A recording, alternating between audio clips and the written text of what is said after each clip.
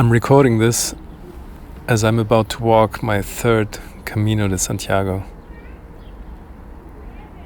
That siren song of the Camino seems too sweet to resist. Because I don't know why exactly I chose to put my body under that kind of stress again. Yet here I stand, backpack packed, preparation checklist completed, new walking shoes broken in, and filming, recording, and editing techniques rehearsed. I feel ready to face the challenges that lie ahead. I feel prepared. As Abraham Lincoln wisely said, "Give me 6 hours to chop down a tree, and I will spend the first 4 sharpening the axe."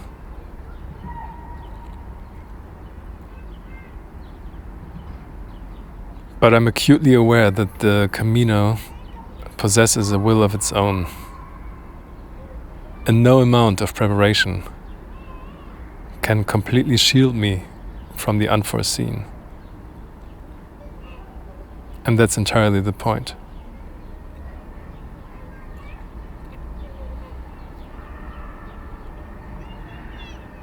Despite my meticulous planning,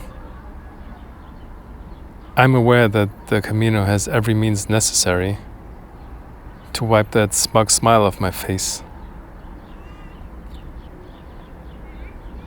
As any seasoned pilgrim knows,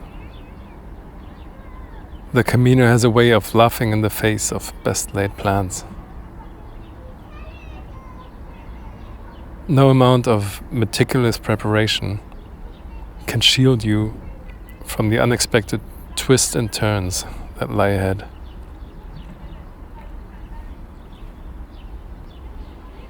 This time, I'm trying an entirely new approach. On my previous 2 Caminos, I walked, filmed, photographed, and wrote extensively. And after I got back home, it took months to process what actually happened and to begin editing it into cohesive videos.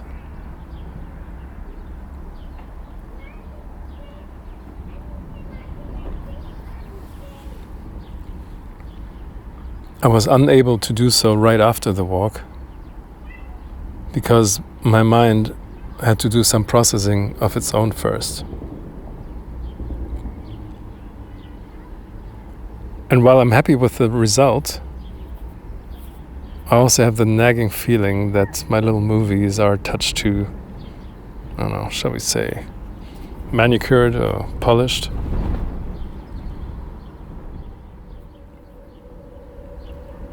As if I've spent too much time on them. Too much time perfecting them with meticulous editing and carefully written voiceovers. Sure, it works. But does it do justice to truly capturing the raw essence of walking the Camino?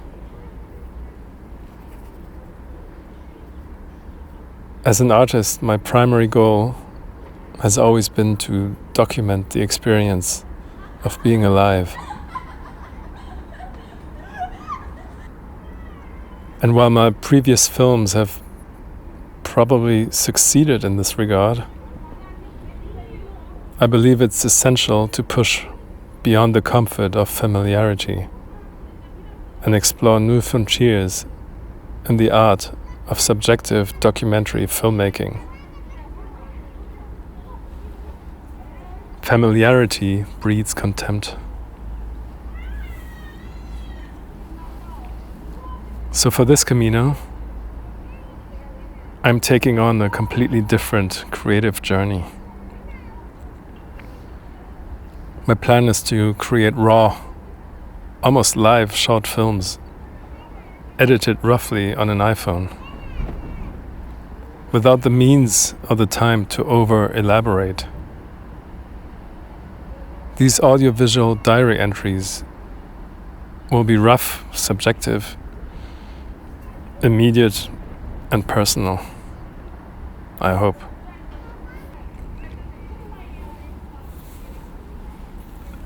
I've kept a journal for some 25 years, filled with scribbled observations, ticket stubs, photos, an eclectic madhouse of a book. 1 page a day for 25 years. I was inspired to do them by a friend at art school, Guillaume Bon, who in turn was inspired by his buddy Peter Beard, a diarist extraordinaire. Look him up. What a life that guy had.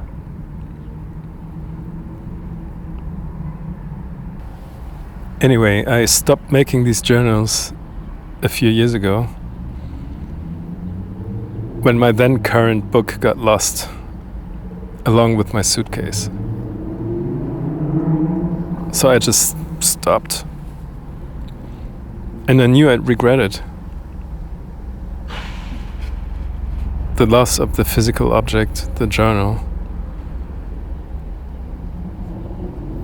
and the loss of the daily act of filling a page were immense. It's a void that has never been filled, really.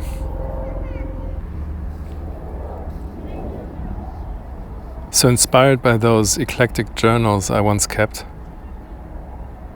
I see this project as an extension of that physical record.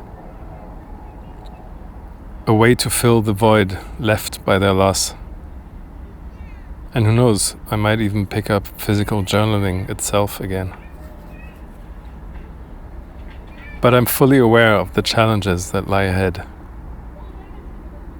The Camino is exhausting and time-consuming, leaving little room for meticulous video editing. And I may face technological failures, limited connectivity, or simply run out of ideas, time, or energy. I might yet fail at this endeavor, and then so be it. But despite all this, I have to try. In a way, I'm stepping out of my artistic comfort zone and into the unknown.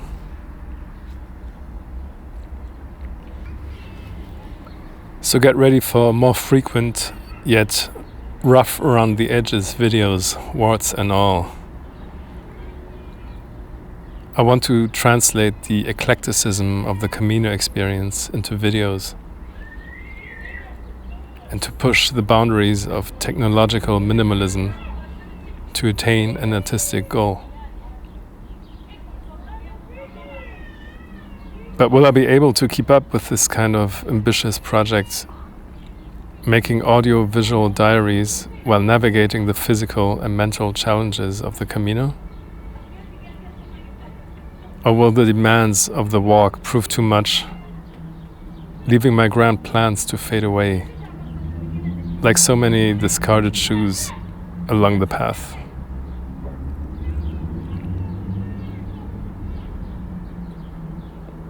The Camino teaches you to not attach yourself to outcomes in the first place. Only time and the unforgiving road ahead will tell. And maybe I should just, walk the Camino, which would be entirely fine too. So this is why I'm naming this series Camino Diaries, because that's what they are. If you'd like to find out how this experiment turns out, subscribe if you must, and let me know below whether you think I'm silly to try this project. See you on the trail.